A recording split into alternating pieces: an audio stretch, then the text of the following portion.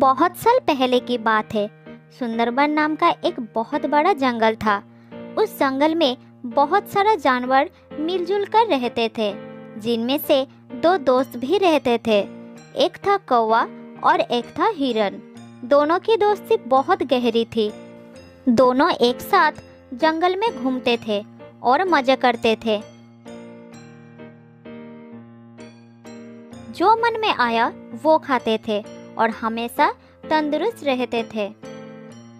वो हर वक्त साथ रहते थे, साथ खाते थे और साथ रहते भी है। वो खाने के तलाश में दिन भर जंगल में घूमते रहते थे और शाम होने के बाद एक पेड़ के नीचे आश्रय लेते थे। कौवा पेड़ के ऊपर एक शाखा पर रहता था और हिरन पेड़ के नीचे एक गड्ढे में रहता था। इस प्रकार उन दोनों के दिन अच्छी तरह से बीतने लगे।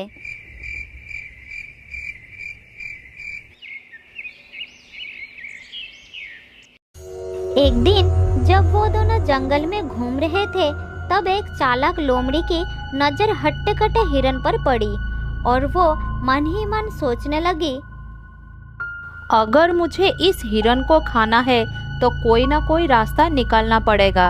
अगर मैं इसके साथ दोस्ती कर लूँ तो इसको फंसा सकती हूँ, फिर इस हिरन का ताज़ा मांस मजे से खा सकती हूँ।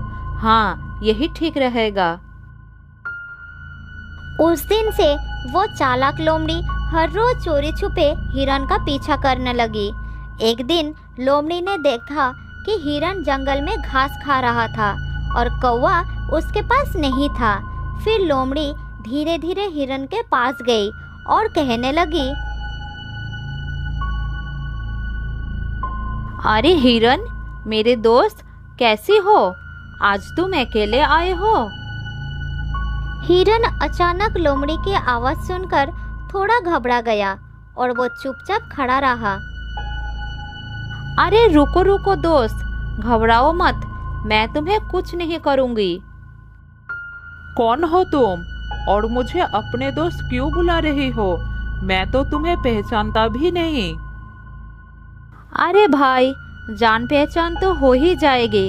क्या तुम मुझसे दोस्ती करोगे? नहीं, अनजान लोगों से दोस्ती नहीं करना चाहिए। माफ करना, मैं आपकी दोस्त नहीं बन सकता। मेरा एक दोस्त है। मैं इस जंगल में अकेली हूँ। मेरे सारे दोस्त मुझे छोड़कर चले गए हैं। मैं बहुत दुखी रहती हूँ और जब मैंने तुमको देखा तो मेरा मन खुश हो गया था। अगर तुम मेरी दोस्त बन जाओगे तो मैं बहुत खुश हो जाऊंगा। ये कहते कहते लोमड़ी की हृदय दुख से भर गई और उसकी आंखों में आंसू आ गई।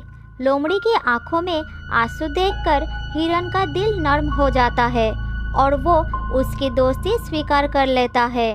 उस दिन से दोनों एक साथ समय बिताने लगे। नए दोस्त को पाकर हिरन कौवे को बिल्कुल भूल जाता है। दोस्त हिरन, क्या तुम मुझे अपना घर दिखाओगे? मैं तुम्हारा घर देखने के लिए बहुत उत्सुक हूँ। ले चलो ना दोस्त। हाँ दोस्त, बिल्कुल ले जाऊंगा। तुम मेरे नए दोस्त, तुम्हें अपना घर दिखाने में कोई समस्या नहीं है। चलो मेरे साथ। हिरन लोमड़ी को साथ लेकर अपने घर के तरफ चलना शुरू किया। इधर कौवा दूर से देखा कि हिरन और लोमड़ी साथ में चल रहे थे। फिर कौवा उनके जाने से पहले ही अपना घर में पहुंच चुका था। तब हिरन लोमड़ी को लेकर कौवे के पास आया। कौवा भाई, ये लोमड़ी मेरा नए दोस्त है। ये बहुत ही अच्छा है। इसका कोई और दोस्त है ही नहीं और अकेला रहता है। चलो हम दोनों ही इसके दोस्त बन जाते हैं। दोस्ती एक लोमड़ी के साथ? ये तो गलत ही होगी। क्या तुम्हें नहीं पता कि वो एक मांसाहारी प्राणी है? इसके साथ दोस्ती मैं नहीं करूँगा। अब ये तुम्हारी मर्जी है कि तुम किससे दोस्ती करना चाहते हो। ऐसा कहकर कौवा वहाँ से उड़ गया। लेकिन हिरन को लोमड़ी पर बहुत भरोसा आ गया था। वो उसके साथ ही घूमने लगा। एक दिन लोमड़ी ने हिरन को कहा, दोस्त हिरन, आज मैं तुम्हें एक जगह ले जाऊंगी जहाँ तुम्हें अपना मनपसंद बहुत सारा खाना मिलेगा। हिरन ने लोमड़ी का बात मान लिया और वो उसके साथ चलना शुरू किया। लोमड़ी ने हिरन को एक खेत में लेके गई जहाँ तरह तरह की सब्जियां उगी हुई थी। हिरन इतना खाना देखकर बहुत खुश हो गया। मेरे दोस्त, अगर तुम नहीं होते तो मुझे इतना स्वादिष्ट खाना कभी नहीं मिलता। अब तुम्हारी वजह से मुझे ये सब खाने को मिल रहा है। हिरन की बात सुनकर लोमड़ी मन ही मन सोचने लगी, हाँ, अगर मुझे तुम्हें खाना है तो तुम्हें खिला के मोटा तो करना ही होगा ना। हाँ दोस्त, मैं जानता था कि तुम्हें ये सब खाना बहुत पसंद आएगा, इसलिए मैं तुमको यहाँ ले आया। उस दिन के बाद से उन दोनों को इस खेत पर आकर खाने की आदत हो गई। जल्द ही खेत के मालिक को पता चल गया कि कोई उसकी खेत को नष्ट कर रहा है और वो किसान उसको पकड़ना चाहता था। इसलिए खेत में उसने एक जाल बिछा दिया।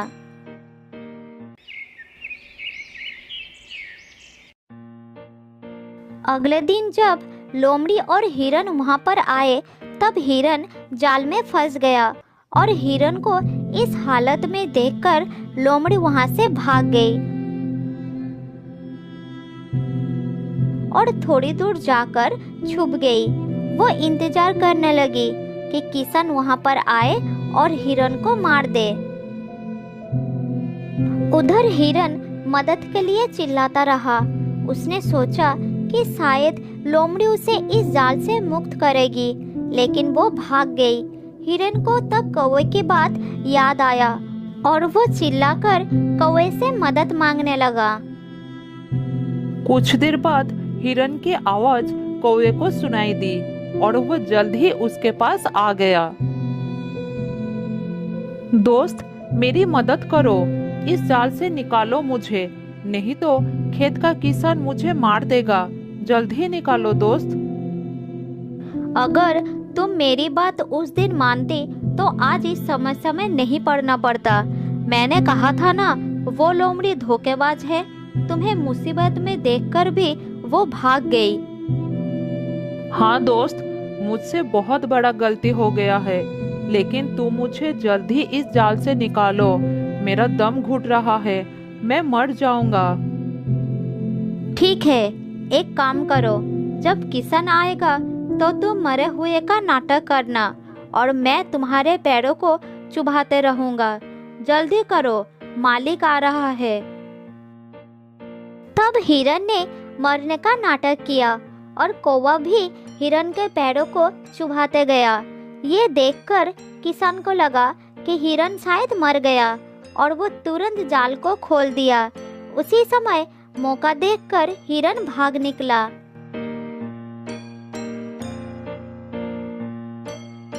लोमड़ी दूर से ये सब देख रही थी।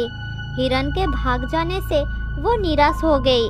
उसने सोचा था कि वो हिरन के स्वादिष्ट मांस को खाएगा, लेकिन कौवे ने आकर सब कुछ खराब कर दिया।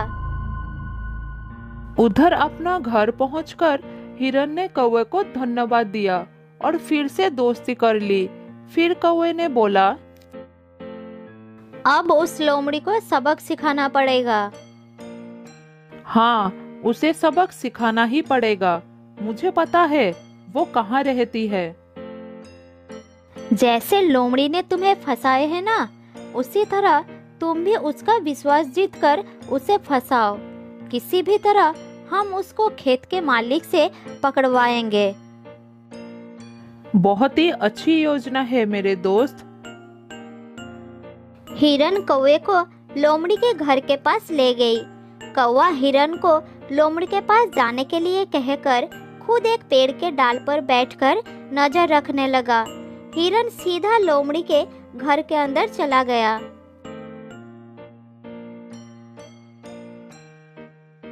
अरे दोस्त, तुम पहले की तरह मुझसे बात क्यों नहीं कर रही हो? तुम्हें पता है उस दिन मैं किसान के जाल में फंस गई थी और भगवान की दया से मैं वहाँ से भाग निकला। सच में? मैं तो पानी पीने गई थी, ये सोचकर कि तब तक तुम थोड़ा खाना खा लोगे।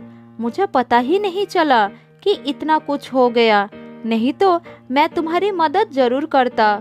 अब जो हुआ सो हुआ, बुरा मत मानो मेरे दोस्त। इस बार तो हिरन खुद मेरे पास आया है, अब तो मुझे इसको खाना ही पड़ेगा। फिर दोनों साथ साथ समय बिताने लगे। फिर एक दिन चालाक हिरन उस लोमड़ी को खेत के पास ले गया।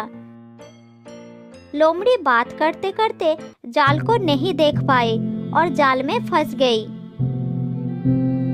मेरे दोस्त हिरन, मुझे बचाओ, मैं इस जाल में फंस गई हूँ।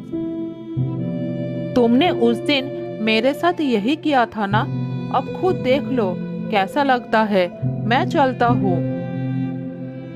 ये कहकर हिरन वहाँ से चला गया और कौवे के पास बैठकर देखने लगा कि लोमड़ी क्या करती है।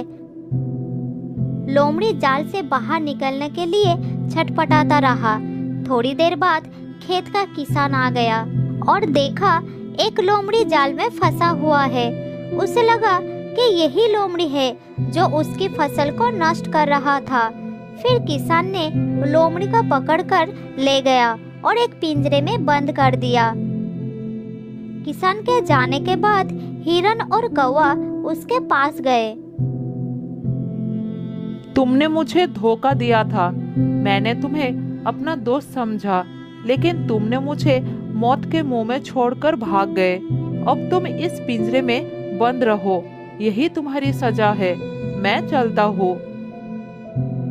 ये कहकर कौवा और हिरन वहाँ से चले गए और उस दिन के बाद से वो दोनों खुशी खुशी रहने लगे। बहुत साल पहले की बात है। जंगल के एक घने पेड़ पर दो बच्चों को लेकर एक तोता दंपति रहते थे।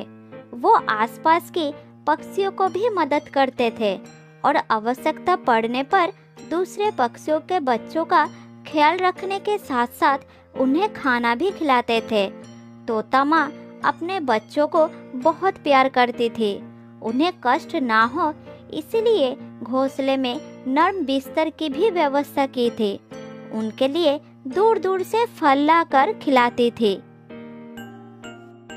मेरे प्यारे बच्चे, मेरी राजदुलारे हैं, मेरी आंखों के तारे हैं। मैं भगवान से सदैव यही प्रार्थना करती हूँ कि इनके ऊपर दुख की परछाई भी ना पड़े। इनके हिस्से का सारा दुख मुझे देकर मेरे हिस्से का सारी खुशियाँ इन्हें दे दे भगवान। तुम बच्चों से इतना प्यार करती हो, इनके लिए दूर दूर से खाना लाती हो, इन्हें खिलाती हो, हर परेशानी और खतरे से इन्हें बचाती हो, किसी खतरे में भी डरती नहीं हो। क्या ये दोनों तुम्हारी इस त्याग को याद रखेंगे? देखिए जी, हमने इन्हें जन्म दिया है, अच्छी तरह से पालन पोषण करना हमारा धर्म है। जब तक ये बड़े नहीं हो जाते तब तक इन्हें हमारी आवश्यकता पड़ेगी। ये हमारे प्यार को याद रखेंगे या भूल जाएंगे, लेकिन हमें तो अपना कर्तव्य निभाना होगा ना। मैंने आसपास कई तोते के बच्चों को बड़े होते देखा है और अपने माँ बाप से मुंह मोड़कर जाते हुए भी देखा है। देखो जी, हमारे बच्चे बड़े होकर अपनी दुनिया बसाए और उसी में खुश रहे, यही चाहती हूँ मैं। आखिर उन्हें भी तो अपने बच्चों का पालन करना होता है। हमें अपने स्वार्थ के लिए उनसे कोई आशा नहीं रखनी है। आशा नहीं रखेंगे तो दुख भी नहीं होगा। तुम्हारी सोच बड़ी अच्छी है। तुम्हारी खुशी को किसी की नजर ना लगे, मैं यही चाहता हूँ। मैं तुम्हें और अपने बच्चों को लेकर आजीवन सुखी रहना चाहता हूँ।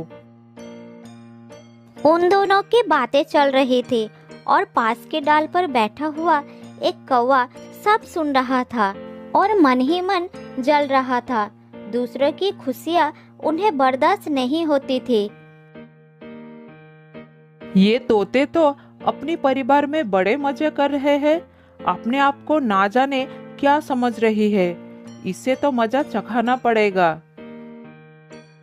कौवे ने इधर उधर नजर घुमाई और उसके दिमाग में एक योजना आई। पास के एक डाल पर मधुमक्खी का एक छत्ता था। छत्ते को देखकर कौवा सोचा, अगर मैं इस छत्ते पर टोका मारकर भाग जाऊं तो मधुमक्खियां बहुत क्रोधित हो जाएगी और वो सब छत्ते से बाहर आ जाएगी और सबसे पहले तोते परिवार को देखेगी। फिर मधुमक्खियां इस तोते की हालत बहुत खराब कर देगी। मुझे तो ये सोचकर ही बहुत आनंद हो रहा है। ये कहकर कौवा वहां से उड़ गया और उस छत्ते पर चोंच मारकर भाग निकला।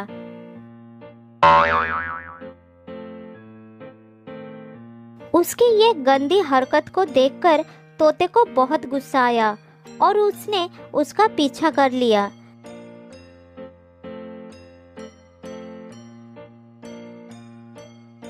इधर बहुत सारे मक्खियों को क्रोध आ गया। बाहर निकलते ही उन्हें तोता का परिवार नजर आया। तोता माँ ने झट से देख लिया। उसे अपने बच्चों के चिंता आ गई। माँ तोता अपने बच्चों को पूरी तरह से ढक लिया। फिर मधुमक्खियाँ वहाँ आकर माँ तोता को डंक मारने लगे। उसे बहुत पीड़ा हो रही थी, लेकिन डंक सहकर भी बच्चों को बचा रही थी।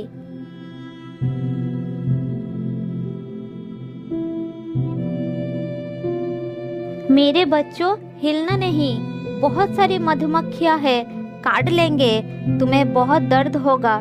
दुष्ट कौवे ने उन्हें छेड़ दिया है। कुछ देर बाद मधुमक्खियां चले गए, लेकिन कबूतर माँ तीव्र दर्द से छटपटाती रही। ओह, ये दर्द मुझसे सहा नहीं जा रहा। अरे बाप रे, क्या करूं, कहाँ जाऊं? माँ तोता बेहोश होने लगी। दोनों बच्चे ये देखकर दुखी हो गए। माँ, आंखें खोलो, तुम्हें बहुत पीड़ा हो रही है। हमें बचाने के लिए सारा दुख खुद सहती रही। कौवे की गलती का सजा आपको मिल गई। माँ, कुछ बोलो ना। भाई, क्या हुआ? माँ को कुछ बोल नहीं रही है। कुछ देर बाद माँ तोते ने आंखें खोली। उसे बहुत दर्द हो रहा था। इतने में बच्चों के पापा आ गए। वो अपनी पत्नी का हाल देखकर दुखी हो गया। मैं जानता हूँ कि मधुमक्खियों का जहरीला डंक का असर बहुत असहनीय होता है। तुम चिंता मत करो, मैं अभी बंदर के पास जा रहा हूँ तुम्हारी दर्द का दवा लाने के लिए। ये कहकर वो दवा लाने के लिए चला जाता है। बंदर भाई, मेरी पत्नी को कुछ मधुमक्खियों ने डंक मार दिया है। उसे बहुत दर्द हो रही है। क्या तुम्हारे पास कोई दर्द निवारक दवा है? अगर है तो जल्दी दो, तुम्हारी बड़ी कृपा होगी। हाँ, दवा तो है, लेकिन ये सब हुआ कैसे, ये तो बताओ। ये सब एक दुष्ट कौवे की वजह से हुआ है। वह कौवा हर रोज किसी न किसी को परेशान करता है। आज वो मधुमक्खियों के छत्ते पर धक्का देकर भाग गया। तभी मधुमक्खियां छत्ते से निकली और मेरी पत्नी को सामने पाकर डंक मार दिया। ठीक है, ये लो दवा और जल्दी अपनी पत्नी के पास जाओ।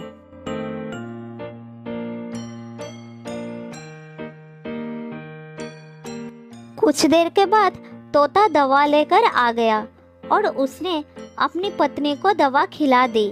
थोड़ी देर के बाद माँ तोता को आराम हुआ। इसके बाद 2 दिन बीत गया।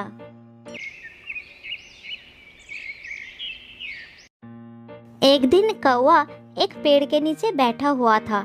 उसके दिमाग में फिर से कुछ योजना बन रही थी।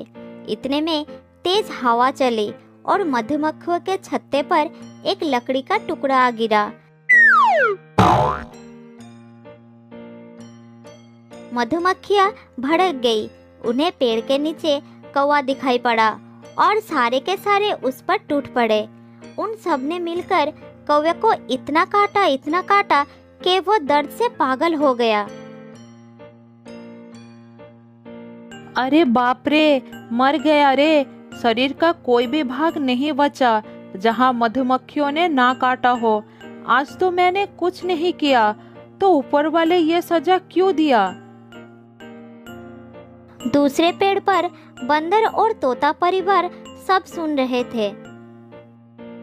बारे शरीफजादे, तुम्हारे शराफत को तो सारे जंगल जानते हैं। 2 दिन पहले की शरारत भूल गए। आज तुम्हें तुम्हारी कर्म का ही फल मिला है।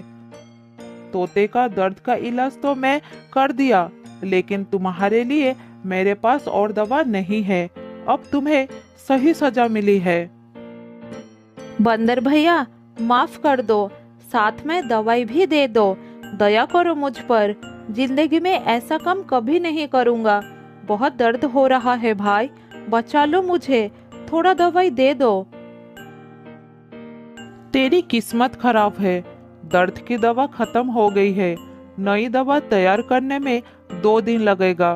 तब तक तुम्हें यह दर्द सहना पड़ेगा। अब तुम्हें सच्ची शराफत से रहना पड़ेगा। कौवे को अपनी कर्म का सजा मिल चुकी थी। जो दूसरे को अहित करती है वो अपनी कर्म का सही दंड जरूर पाते हैं। जो अच्छे कर्म करते हैं वो उसका मीठा फल पाते हैं।